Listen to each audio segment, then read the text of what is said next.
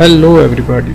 Today's video is about the shorter and the shortest poems used in English literature. The question is, what do you know about Zinet and Ziket? Differentiate between Zinet and Ziket. Explain Ziket and Zinet with respect to their structures. Now we start our answer. The shorter and the shortest poems used in English literature, we discuss about the Zinet. Zinet is the shortest poem in the English literature. It contains only one line, and the one line contains up to 5 syllables, whereas Ziket contains 2 lines.